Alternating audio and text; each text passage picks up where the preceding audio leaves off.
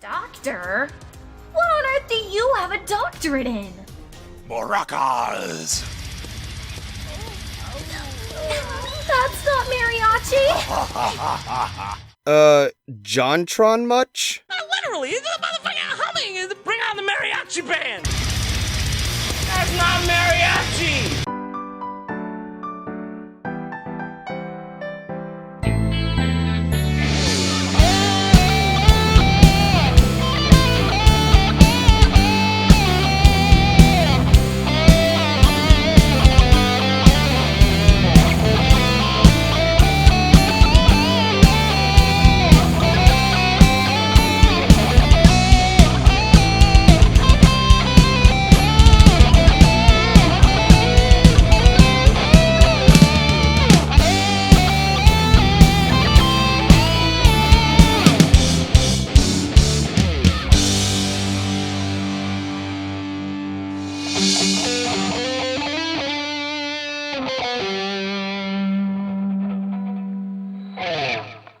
So there have been a decent amount of fan works I've reviewed over the years, selectively the ones that were a big deal and took the fandom by storm.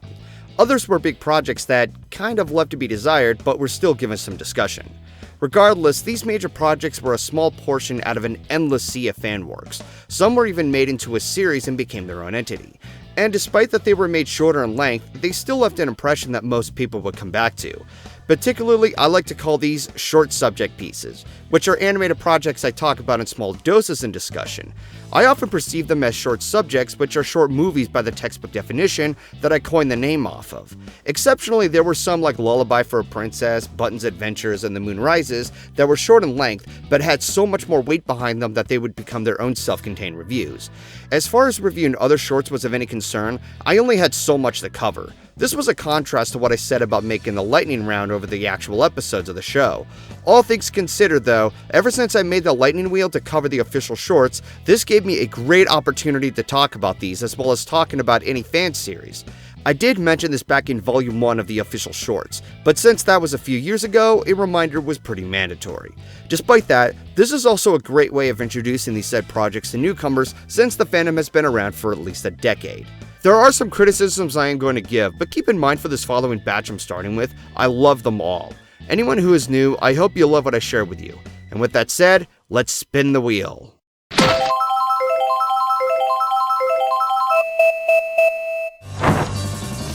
If it's groove you're looking for,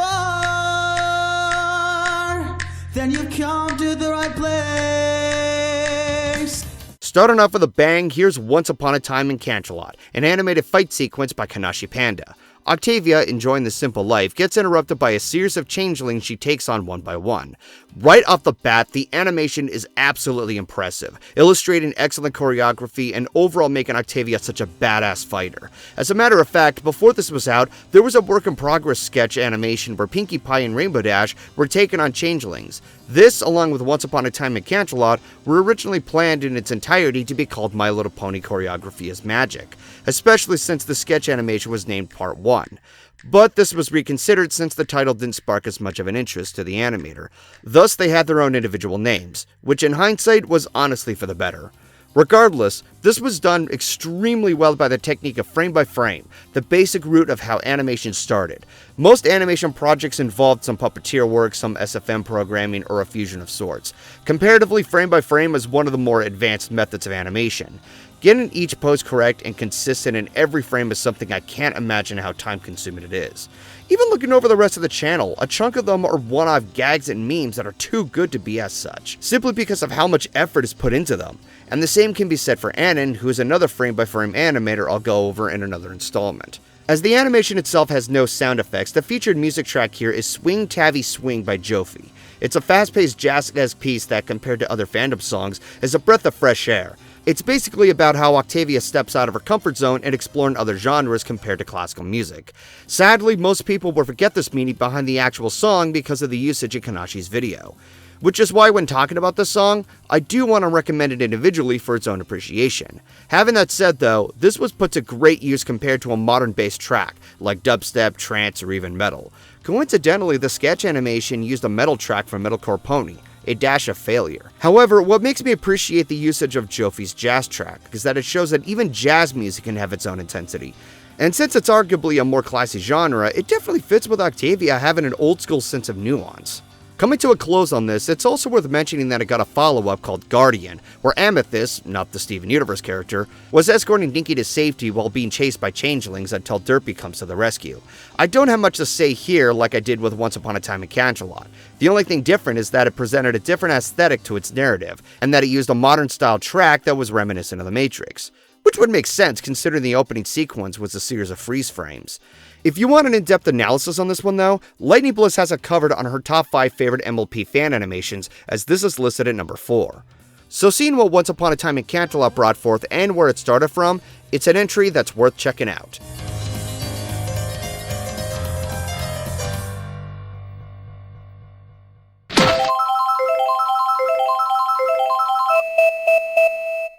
So moving on to a simpler entry, here's Silly Philly Studios' first animation piece, Luna's Cutie Mark. This is based on an early comic strip on DeviantArt by the name of Egophiliac. This was one of the first comics I stumbled upon, considering the fandom was new at the time. And just like the comic, the animation piece is absolutely adorable. From the chibi design of them as foals, the scenario where Luna attempts to raise the moon, the surprise outcome, and the overall chemistry of these two sisters, including when they're in an older age.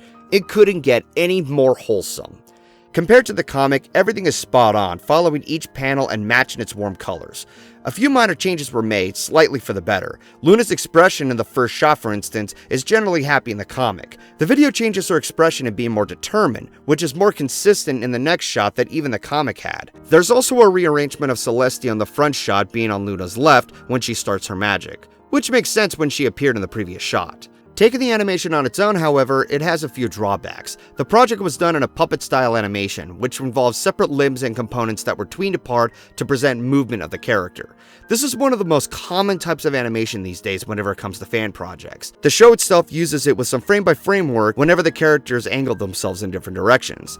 That being said, Luna's Cutie Mark does its job most of the time and captures the expressions shot for shot, but unfortunately the poses are so restrained that their movements appear very stiff. Sometimes clunky in fact. Another drawback is the voice acting and the music. Hannah Mae, who voices Luna, had a weaker mic and her acting could have used a little bit more polishing. It was a little over the top with the groans, especially when she was shouting no. I get that she was voicing Luna as a kid, but the childlike behavior took a bit to process. It also doesn't help that the music, provided by Halis Foss, was so overbearing that it was difficult to hear the characters sometimes. The music itself was okay, it did its job on building up the suspense when Luna was raising the moon. Other times it was there to fill in the void, but the track could have been volumed down a bit. On the contrary, Celestia's voice was a lot more on point. It was done by MemJ0123, or MemJ for short, as voicing Celestia would be a staple part of her voice acting career in the fandom. By comparison, her voice is cleaner and she sounded like Celestia so closely, I forget who the voice was instead of thinking he was trying to intimidate it. All things considered, it was the first project for the channel, so mistakes were bound to happen. The later projects would have an improvement over the next few years like Snowdrop, but sadly, the channel was discontinued due to the frustrating factor in YouTube's algorithm. But at the very least, the projects are still accessible to watch, and Luna's Cutie Mark does its job, being wholesome and simple regardless of the mistakes that were made. I'll do the stars tonight, if you help me with the sunrise in the morning. Okay.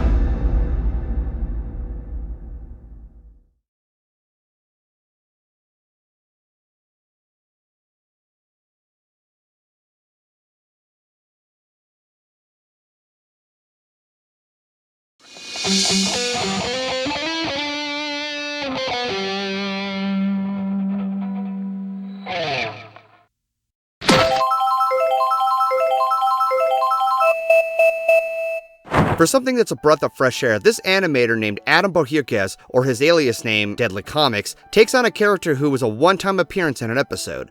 Featherweight, from Ponyville Confidential. Most projects focus on either the main characters, the Alicorn sisters, fan favorites like Derpy Hooves, or original characters that take place in the same universe. Not that there's any issue, mind you, I otherwise wouldn't be giving praises to the previous projects to begin with. But seeing someone from the show who doesn't have as much recognition is something I always find welcoming. Now, obviously this isn't the first time this happened. Back when I did my Phantom Rock Song countdown, I mentioned the song Good Girl centered on the patient from the episode Read It and Weep. There was also Button Mash, who I'll say for another time.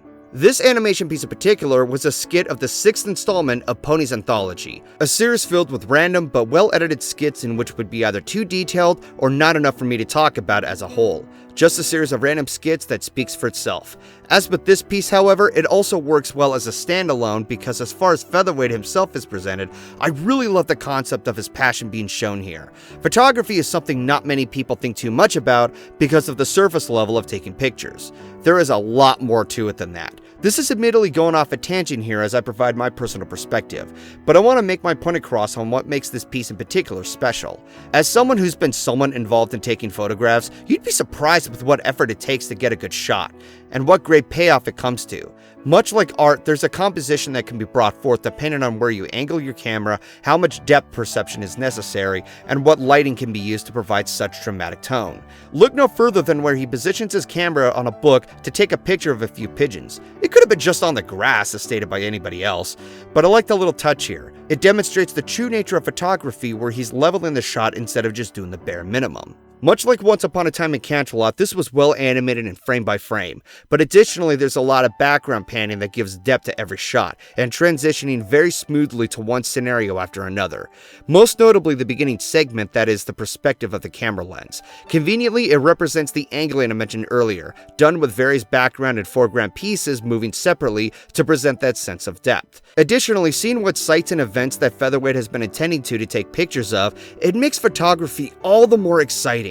And it is absolutely adorable on how he embraces his talent, sharing an album in a classroom and hanging photographs on string to be fully developed under a dark room, which is all in his bedroom. To many this does seem excessive, but aside from the fact that he's just a kid, it's his talent that he's very happy with. And as shown at the very end, he takes a selfie followed by the lyrics of the track of the same name by Kiro Bonito. Not much else to say here other than it's a beautiful piece of work, even if it was a skit of a large project.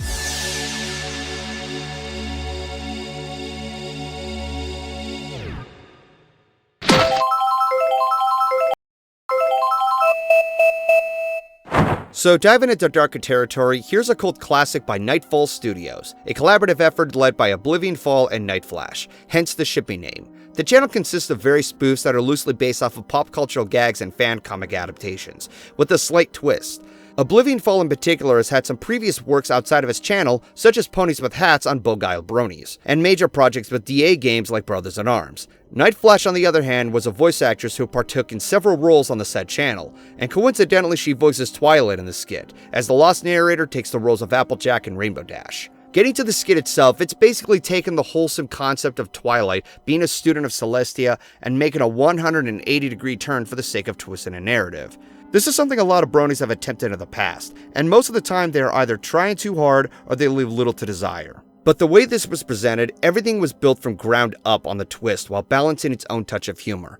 From Applejack trotting into the woods to finding the ritual that Twilight has made, stating that she's going to appease the appetite of the sun god, which obviously represents Celestia, and claiming she'll get extra credit on her report card before shoving a book in Applejack's mouth. It goes places when you at least expect it, but it doesn't try too hard either with a handful of silly antics. As expected, it ends on a bitter note as any horror-driven fan work would do, but it pays off the unsettling nature by the very twist that was set up. The only nitpicks that I have here are that it doesn't make sense for Twilight to gain extra credits since she's an alicorn, thereby no longer being a student, rather a princess. And the other which, sacrificing Rainbow Dash is a bit detrimental since she's a necessity of Twilight to have, even when giving up the elements of harmony. I know I'm looking too much into this, but again, they're just nitpicks. Visually, the project is done in puppet style, like with Luna's Cutie Mark. However, as you've seen on how Oblivion Fall handles everything, it's very smooth and appealing to look at. Every component is balanced out and is so lively at how bouncy every expression and movement is. This is easily one of the better examples of working with puppet animation. Additionally, it should be worth mentioning that there was another release of this a year afterwards, satirizing YouTube's terms of service and the strict nature that advertisers have. The expressions are endless smiles, and most of the horror elements are replaced with something incredibly silly within its dialogue. Low-quality dub-overs and happier music overtakes the shorts so much, it becomes rightfully disorienting and ridiculous. What gets me the most is that when Dash is sent to the quote-unquote swimming pool, Applejack yells, "Yes!" in such an odd delivery while the sound effect of a flushing toilet is played. Definitely represents how crappy this strict nature has with advertisers. To this day, it's still a problem, which shows how well this has aged. So even if you're not into the original, this is definitely a great alternative for something cathartic to watch. But aside from that, this is something up the alley for fans of horror and watching something twisted to be its own identity. Praise the sun!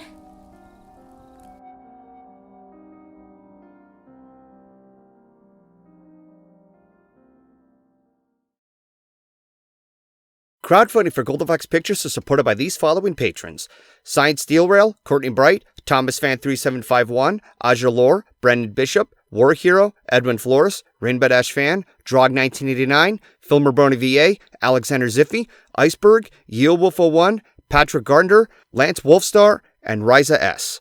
Thank you all very much for your support. For any future projects you would like to know what I'm working on, support me on Patreon to anticipate any blog entries for sneak peeks, scheduled releases, what's in the works, and what's even on my mind.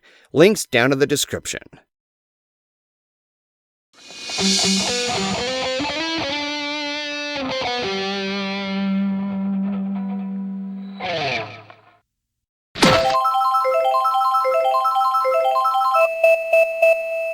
So finally coming to the last work is Don't Mind at Night by Jan Animations. Any newcomer who hasn't been familiar with his work, well, I wouldn't blame you for the reason I'll put a pin on for now. But for who he was an animator who was able to emulate the show's animation so well, it felt almost like the show with a touch of his own work, with various expressions and movements, working with puppets, utilizing them with a huge amount of frame by frame, and having several panning shots that give an amazing sense of depth. This piece in particular is a Minecraft spoof of Katy Perry's Last Friday Night replicated with Ponies. The original parody was made a year prior by BebopVox, and was basically satirizing the endless hazards in the game. What follows here though is Button Mash getting so overprotective of Sweetie Belle during their gameplay. Every time he comes to the rescue of any danger Sweetie Belle encounters, she does the very simple thing: log out, leaving Button to suffer as a punching bag at the expense of his own naivety. This running theme illustrates that you need to take a step back and assess your surroundings. Buttons unfortunately gets the wrong idea even when rage quitting and watching everything she does. Instead of blaming his naivety, however, it's a bigger conundrum considering that he escorts Sweetie Belle safely successfully at times, regardless of his overprotective nature. But it's still a thing where he never takes into consideration that Sweetie Belle can handle her own problems based on the amount of time she logs out. And if she did get herself killed in the game, it would be a learning curve for her on what dangers lie ahead. There's also the argument that Sweetie Belle could just let Buttons know, but then again, I'm looking far into this. Despite how impressive the animation is, there's always something going on, ranging onto a wide variety of shots that link up the lyrics, when Buttons becomes a ghost out of his rage quit, and a random slot machine that translates the chorus lyrics, which is so random, yet it works. Hysterically, all the enemies get at each other's throats whenever they fail to attack, like when a skeleton gets smacked for missing, or when two zombies growl at each other over trying to get Sweetie Belle. Even the little details like the text at the bottom of the screen that indicates who logs in and logs out. Touches like these make the video rewatchable and appreciative of how much effort was put in, aside from emulating the show's aesthetic. It is a parody that brings a good laugh, has visually appealing animation, and overall is a fun skit that replicates a parody of Minecraft over the problems players deal with. The cover in particular was done by ShadyVox, who has also been affiliated with Jan in some projects. He had a track record of both his music and his voice acting career. Aside from Buttons, he also had his own character by the name of Neon Lights, a DJ unicorn who I'll save for another time. Ending this review, it's time I unpin what I said earlier, as it's a sad tale about how this animator met an unfortunate fate in his career. And mind you, this is just for newcomers, and I'll make it short so that I won't wear this video down too much. In 2014, Jan Animations got filed the cease and desist letter from Hasbro over a series he planned called Buttons Adventures. There's a number of reasons that factor into this, but basically, Buttons was a one-shot character in an episode and he was being used along with Sweetie Belle. This was the result of using existing characters, and because of resembling the show style so well, Hasbro felt threatened that his work would confuse casual viewers to be the real product. So technically, they were in the right to take this action, as this is referred to as false designation of origins, which is a trademark infringement. A Bag of Vicodin had a video along with ANY explaining the details in full, though him saying the fans lashing their anger out at Hasbro being poisonous was overdoing it. What really pisses me off is how Hasbro handled things with Jan when he tried to be diplomatic with them. He has a video that explains everything, but long story short, lawyers and other employees tossed him around with false hopes and then ghosted him after a year later. Stay classy, Hasbro. After all, you tore apart a little girl's fan letter. Yeah, we haven't forgotten about that either. At least Lauren Faust gave Jan a lunch. However, despite the sad tale of an incompetent company who insecurely becomes the fun police, Jan has moved on to make original content, embracing his cartoon OC. So far, he has a lot of short segments and progress videos, but they're very appealing to watch. While I am giving attention to Don't Mind at Night, I do encourage you to check out his other works on his channel. It is taking a bit from him, but if he can bring something impressive like his MLP works before they were taken down, I sure as hell have no problem being patient with what he's willing to bring forth. After all, a sentence for tongue twist practicing said it best: bigger business isn't better business, but better business brings bigger rewards. And that's all the projects I've tackled on for this first volume. Hopefully this was a fun segment that I'd love to continue at some point in the future. As is, I have a giant list of projects that will be sorted out, and I hope that this has brought support for them, as I have commentated and critiqued their work and have given a good impression to anyone new to the fandom. Until next time, this is GoldenFox, and take care.